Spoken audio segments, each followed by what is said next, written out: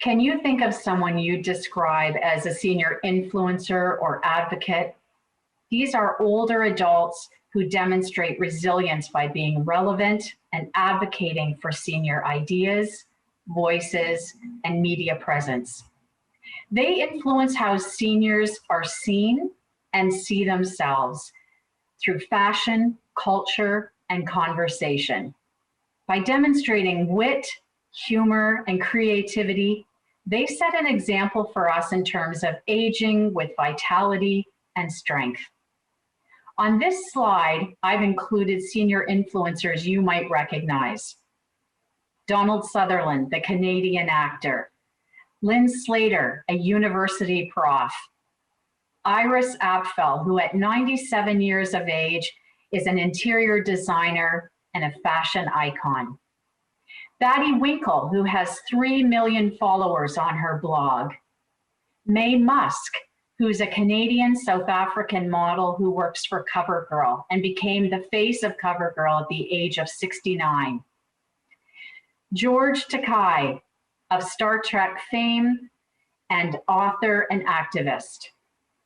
Welcome to session 5 of Combating Elder Abuse and Building Resilience. I'm Jane Barnett, and today we're going to discuss how advocating for yourself and your rights helps empower you as a senior. What is the definition of self-advocacy? What do you think of when you hear that word? Well, it's really about speaking up for yourself, finding your voice, and expressing what is important to you in an assertive fashion. Let's talk about some ways you can enhance your advocacy and build confidence, assertiveness, and mental strength. Think about your posture. How are you sitting right now while you're participating in this webinar?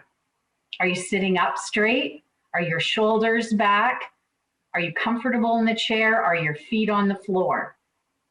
Express gratitude. What are you thankful for? Do you journal or meditate or make note of things that you appreciate in your life? Do you compliment others? Do you find things about others that you feel are positive and you want to let them know that you appreciate them and thank them and acknowledge them? Speak up and use I language. This is key to advocating for yourself. Using language like I think, I feel, I would prefer. Get active. Stretch, walk, dance, bike, garden. Get outside at least once a day. Studies show that time spent in green spaces significantly reduces our stress. And being in nature boosts chemicals in our body that promote happiness. And when you get outside, walk faster if you're able. Walking with purpose and at a good pace helps improve your cardiovascular system and your confidence. You can even try the superhero stance. Think of Wonder Woman and Superman, hands on hips, shoulders back, chin up, feet firmly on the ground. What studies have shown is that when you actually do this pose, even if you are doing it sitting in a chair with your hands on your head and your elbows out to the side, it actually increases power and it gives us confidence, and we tend to act in a more powerful and confident manner when we do this pose. So a good place to practice this pose, along with personal advocacy, is when you are preparing for dealing with healthcare providers, like doctors or specialists. Prep for your appointment. Make a list of concerns in order of priority and update your doctor on any changes to your health. Ask questions, state your concerns, and make sure you take notes or you record the conversation, so if there are things that you want to come back to, you feel confident that you're able to do that because you've documented the discussion. Make decisions with your healthcare team and your family. Ask about and understand options for your care. This is about you having a voice in terms of what is important for you in your life. Practice the 3 C's of personal advocacy: confidence, clear, controlled. So what do I mean by this? Confident meaning you believe in your ability to handle situations. Clear, make your messages as clear and easy to understand as possible. And controlled, deliver your message in a calm, controlled manner. Let me give you an example. Let's say that your phone company has suddenly charged you additional fees on your bill, and you want to know what is going on. This is how you could start that conversation. I noticed a discrepancy on my phone bill, and I'd like to go over the invoice to clarify what has changed to result in my invoice increasing by $50.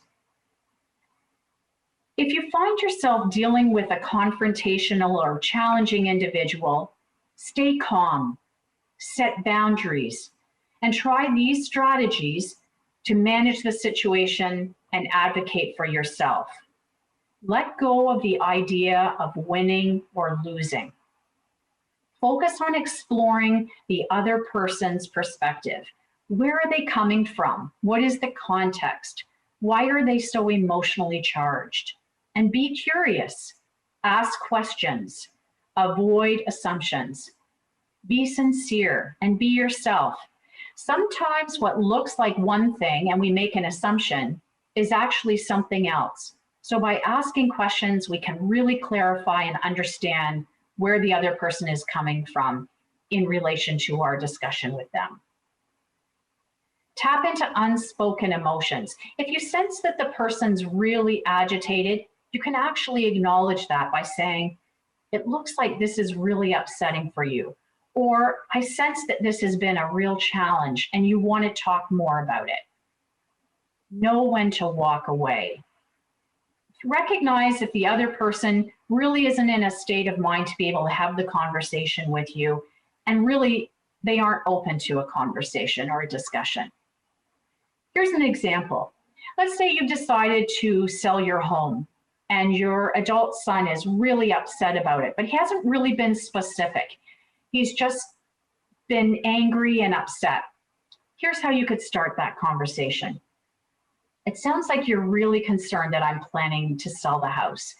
Can you tell me what's going on for you?" "Oh, so what you're saying is that you're concerned that I'm going to move further away and that you won't be able to visit me as often. Have I got that right?" So by asking a question and putting out what you think you're hearing and then asking for clarification, you're inviting that other person into a conversation rather than escalating a difficult one. Stay calm and advocate for yourself. Alice Boyes, who's the author of the Anxiety Toolkit, lists 4 steps you can take to stay calm when situations around you are challenging. Avoid jumping to conclusions before you have all the information.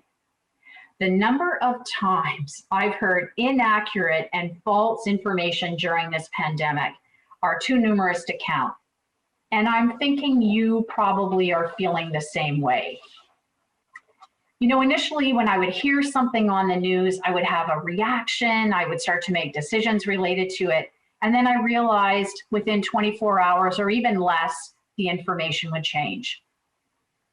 Taking the time to pause, ask questions, or looking for more information before I reacted or before I made a decision was really helpful for me, and it gave me a sense of being more in control. Recognize the difference between a bump in the road and the end of the road. Each of us experiences moments of frustration and disappointment. Think of them as detours that are upsetting at the time, but avoid letting those moments ruin your day, your week, or your month. Ask yourself what you can learn from this difficult situation. If there's an obvious takeaway from a bad experience, embrace it. But recognize sometimes things happen that we can't prepare for or we can't even avoid them. And we just have to work through it. Express your emotions and move on. After a stressful situation, it can be really helpful to vent with a friend or someone whom you trust, that you can share what your experience has been. But it's important to then move forward and not continue to rehash that issue. When advocating for yourself, be cautious of friends, family, or neighbors who are taking an inordinate interest in your finances. Check that people are who they say they are, particularly on the phone, at the door, or online. It's much easier if you step away and say, let me think about that, or could you leave some information for me, or could you mail me some information, rather than making a decision in the moment. Check company names. Go online on a separate tab and look companies up or phone them yourself so that you make sure that the representative is who they are saying they are. Do research when making a purchase, and don't let the salesperson push you into something if you don't feel comfortable with it. You don't have to make a decision in the moment. Don't let strangers into your home. And when I say that, I mean through your door, on your computer, on your phone.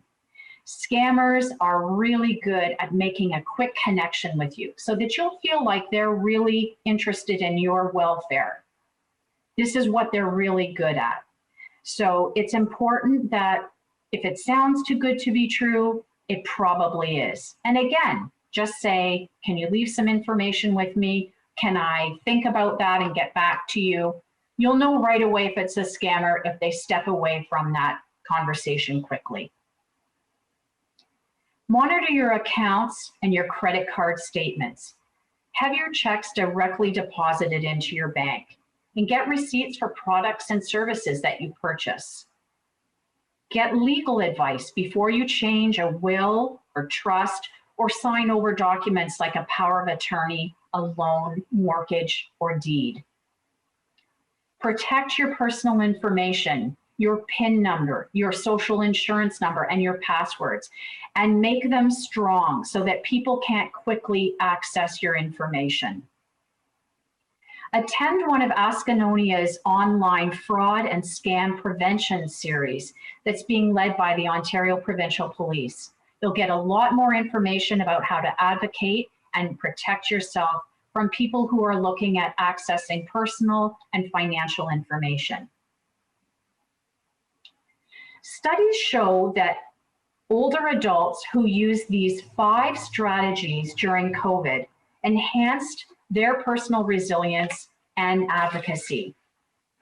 Focus on the quality, not the quantity of relationships you have. Having a few close, meaningful relationships is far more protective than having multiple interactions with others. That's because that small group or circle of friends is going to look out for you, and they're going to check in with you on a regular basis, particularly when they notice things out of the norm.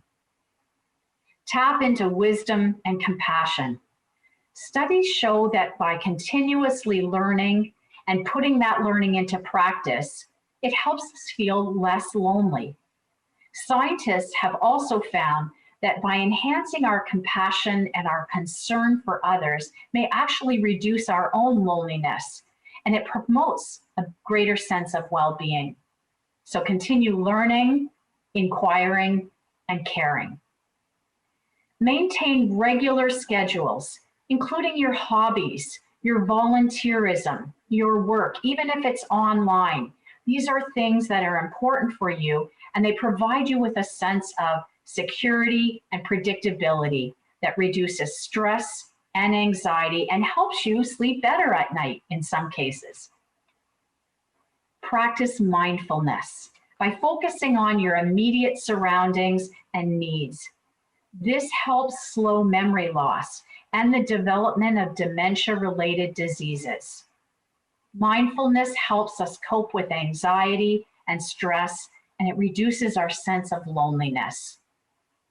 Access mental health care and support when you need it.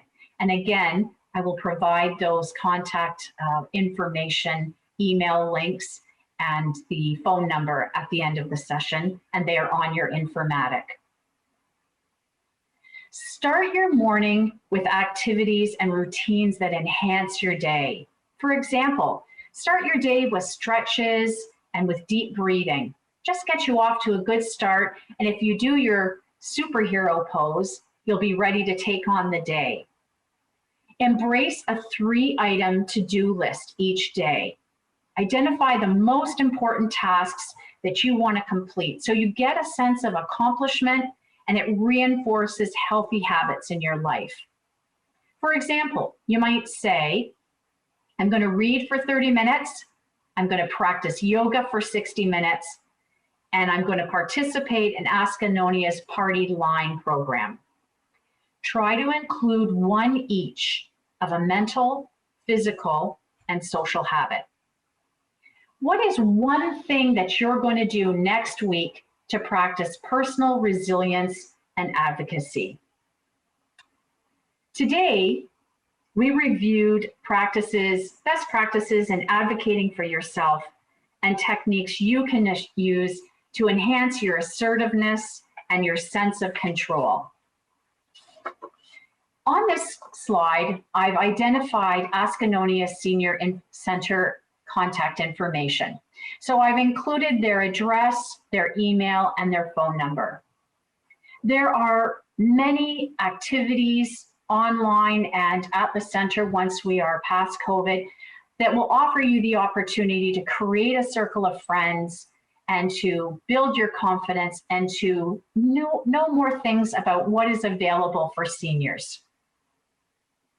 Throughout this series, we've talked about and looked at senior mistreatment and abuse and ways to keep yourself safe by being informed, aware, and prepared. We've discussed strategies to help you build resilience and enhance personal advocacy. I hope you found the information in this series helpful, practical, and timely, and I appreciate you joining me. Thank you.